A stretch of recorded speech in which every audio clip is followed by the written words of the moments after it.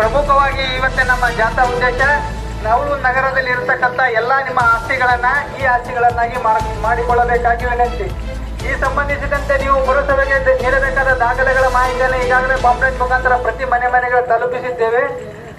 ಆದಾಗ್ಯೂ ಕೂಡ ಇನ್ನೂ 50% ಜನ ತಮ್ಮ ಆಸ್ತಿ ದಾಖಲೆಗಳನ್ನು ಈ ಆಸ್ತಿ ಮಾಡಿಸಿಕೊಂಡಿರುವುದಿಲ್ಲ.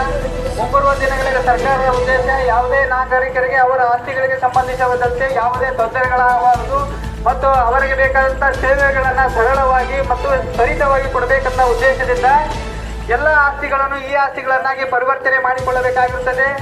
ಆದ್ದರಿಂದ ಗೌರವಾನ್ವಿತ ನಾಗರಿಕರು ತಮ್ಮ ಆಸ್ತಿ ದಾಖಲೆಯನ್ನು ಪುರಸಭೆಗೆ ನೀಡಿ ಅಥವಾ ತಾವೇ ಖುದ್ದಾಗಿ ಅದರಲ್ಲಿ ಪಾಂಪ್ಲೆಟ್ನಲ್ಲಿ ಮಾಹಿತಿ ಕೊಟ್ಟು ಆ ಪ್ರಕಾರ ಕೂಡ ಅಥವಾ ಸೇವಾ ಕೇಂದ್ರಗಳಲ್ಲಿ ಅಗತ್ಯ ದಾಖಲೆಗಳನ್ನು ಸಲ್ಲಿಸಿ ನಿಮ್ಮ ಆಸ್ತಿಗಳನ್ನ ಈ ಆಸ್ತಿಗಳನ್ನಾಗಿ ಪರಿವರ್ತನೆ ಮಾಡಿಕೊಳ್ಳಬೇಕು.